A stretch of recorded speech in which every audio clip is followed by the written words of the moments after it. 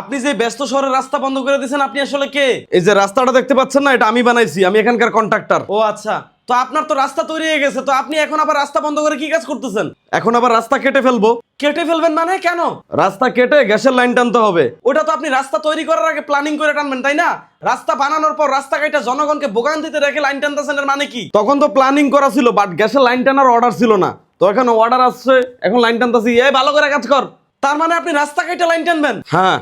তো এতে তো আপনার আরো 1 বছর লাগে যাবে রাস্তার কাজ শেষ করতে। এই 1 বছর যে জনগণ রাস্তার কারণে ভোগান্তিতে কাটাবে, তার কি করবেন? সেটা তো আমরা জানি না ভাই, আমাদের কাজ আমরা শেষ করবো এটাই আমরা জানি। তারপর তারপর আবারও রাস্তা কাটবো। আবার রাস্তা কাটবেন মানে? আরে ভাই, পানির লাইন টানতে হবে তো, নাকি? পানির লাইনও টানবেন আবার? হ্যাঁ। তো সেখানে আবার কত বছর লাগাইবেন? সেখানে তো 2 বছর লাগবেই। বাঙ্গির পুত, পাবলিকের লগে তোরা মজা করস।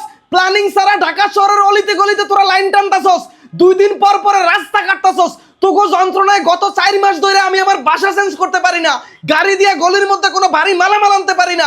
তোগোরা 7 দিনের সময় দিলাম, এই 7 দিনের মধ্যে যদি রাস্তার সকল কাজ তোরা ঠিক না করস, তোগোরে গলির কুত্তা দিয়ে আমি দোসামু। মনে রাখিস, গলির কুত্তা দিয়ে তোগোরা আমি দোসামু। मर गया बाबा